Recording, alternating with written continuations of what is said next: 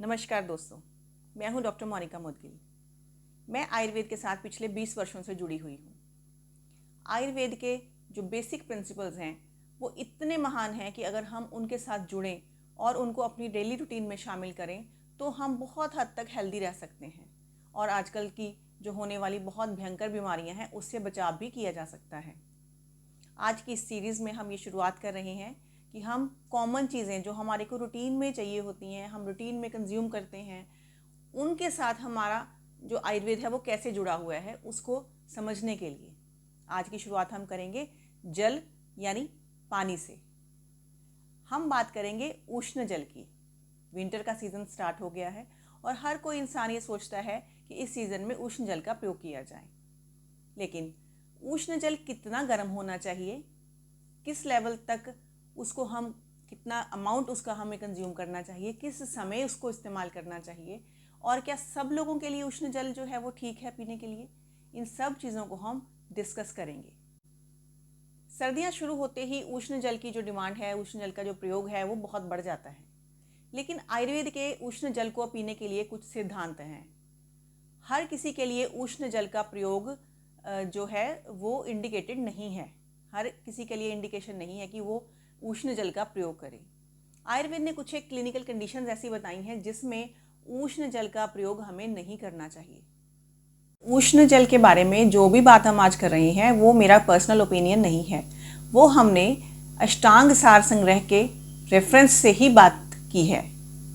तो सबसे पहले हम स्टार्ट करते हैं कि टेम्परेचर कितना होना चाहिए।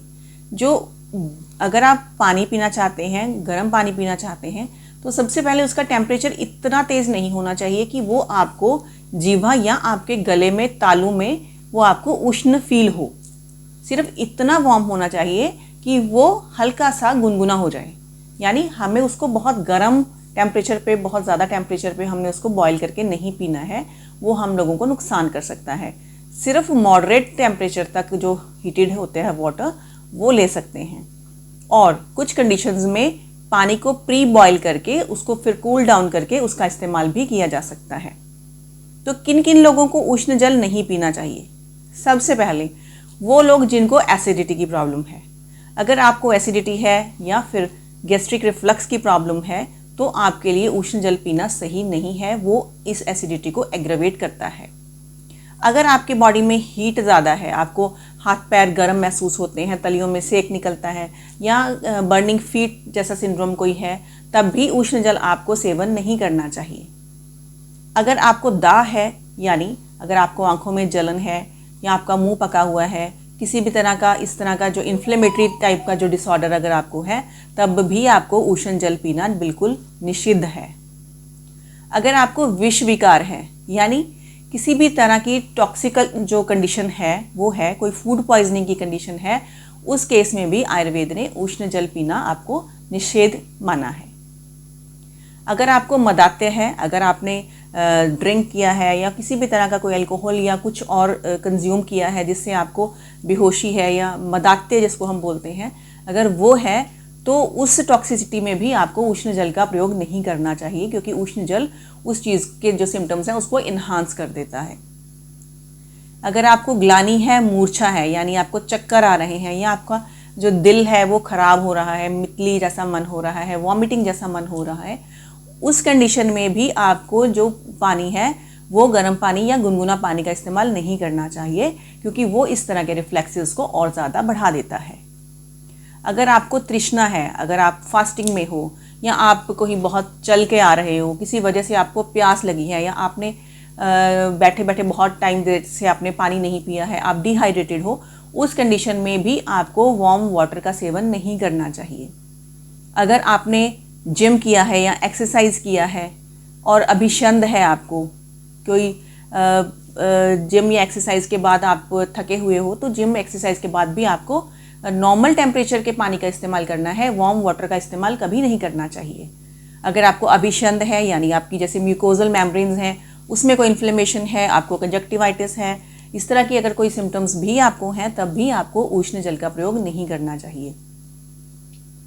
अगर आप किसी ट्रीटमेंट पर हो, कोई स्ट्रॉन्ग मेडिसिन भी ले रही हो, तब भी आपको ये डॉक्टर की सलाह से ही उष्ण जल का प्रयोग करना चाहिए। हर औषधि के साथ उष्ण जल का प्रयोग जो है वो इंडिकेटेड नहीं है।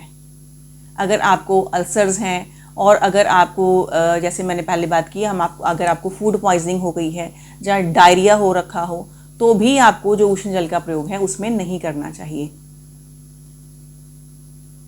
तो फ्रेंड्स, अब ये तो बात हुई उष्ण जल की। बहुत से लोग हर मील के बाद उष्ण जल का प्रयोग करते हैं। अगर आपका जो बॉडी का टाइप है वो अगर कफज है या आप वातज प्रकृति के हैं, तो वो चीज़ आपके लिए फ़ायदेमंद हो सकती है। लेकिन अगर आपकी जो बॉडी की टेंडेंसी है वो पित्तज प्रकृति की है, आपकी जो वार्म क्लाइमेट है, आपका जो इंटरनल क्लाइमेट है वो वार्म है, तो उस कंडीशन में आपको बहुत ज़्यादा उष्ण जल का सेवन नहीं करना चाहिए। वो केवल आप सीज़न के अकॉर्डिंग या बाहर का जो टेम्परेचर है उसके अकॉर्डिंग थोड़ा बहुत आप जो वार्म वाटर है वो यूज़ कर सकते हो, बट इसको एज अ रूटीन आपको वार्म वाटर का यूज़ नहीं करना चाहिए। ये तो हो गए जो चीज़ हमारे को कॉन्ट्राइंडिकेटेड है कि यहाँ पर हमें गर्म जल या उष्ण जल नहीं पीना है। तो कौन से ऐसे क्लिनिकल कंडीशंस हैं या इस तरह की रूटीन है जिसमें हम इसको ले सकते हैं? तो उसमें सबसे पहले हो जाते हैं जो आपके अपर रेस्पिरेटरी ट्रैक के इन्फेक्शंस हैं। अगर आपको कास है, आपको ज्वर है, ज्वर भी जो आपको पुराना ज्वर है उसमें, लेकिन उसके अलावा अगर आपको RTI है, आपको कंजेशन है, बलगम आ रही है, म्यूकस आ रही है, नाक के थ्रू आ रही है, या गले में पेन है, तो इन सभी चीज़ों में आपको गुनगुना वाटर, जो गुनगुना पानी है, उसका इस्तेमाल आप कर सकते हैं। अगर पुराना साइनोसाइटिस है, पीनस रोग है, तो उसमें भी आप गुनगुना पानी भी पी सकते हैं और स्टीम इन्हेलेशन भी कर सकते हैं, उसमें ये सेफ साइड पर है। और अगर आपको आम की उत्पत्ति हो गई है और कफज जो है वो उस तरह का ब्लोटिंग हो गई है आपको, तो उसमें भी आप थोड़ा थोड़ा करके गुनगुना पानी ले सकते हो। उसमें भी एकदम से आपको एक बार में एक बड़ी क्वांटिटी में गुनगुना पानी नहीं लेना होता। उसमें इंडिकेटेड है कि थोड़ा थोड़ा करके गुनगुना पानी ले सकते हो, ताकि जो आपका आम अंदर बना हुआ है, टॉक्सिक जो बना हुआ है, वो डाइजेस्ट हो जाए और वो पास ऑन हो जाए। एंड उसके अलावा जो वातज रोग हैं, जितने भी पेनफुल कंडीशंस हैं हमारी बॉडी में, जो आपके मस्कुलर जो पेन हो गई या न्यूरोलॉजिक जो पेन्स हो जाती हैं, उन सभी कंडीशंस में भी आप गुनगुना पानी ले सकते हैं। अगर बहुत कोई फाइब्रोमाइल्जिया जैसे सिम्टम्स हैं या आर्थराइटिस जैसे सिम्टम्स हैं, देखिए अगर इन्फ्लेमेटरी है आर्थराइटिस भी, तो भी आपको ज़्यादा वार्म वाटर का इस्तेमाल नहीं करना, उसमें भी नॉर्मल वाटर का इस्तेमाल करेंगे। लेकिन अगर वो कफज तरह का जो है, वातज प्रकृति का जो रोग है, अगर अस्थिगत वाद है, तो उस कंडीशंस में आपको जो है वो वार्म वाटर लेना आपके लिए बेनिफिशियल होता है। तो फ्रेंड्स, ये तो हो गया जल के बारे में कि किस तरह का जल हमें किस कंडीशंस में लेना चाहिए और नहीं लेना चाहिए। अगर नेचुरोपैथी की तरफ देखें तो वो केवल जल के साथ ही बहुत सारे ट्रीटमेंट्स करते हैं। इसी तरह से आयुर्वेद ने भी बहुत सारा एक फील्ड जो है वो जल के ऊपर उन्होंने बताया है कि निर्भर है। तो हमेशा हाइड्रेटेड रहें, इस चीज़ का ख्याल रखें कि कभी भी डिहाइड्रेटेड ना रहें। आगे के लिए वीडियोस के लिए हमें सब्सक्राइब ज़रूर करें। धन्यवाद।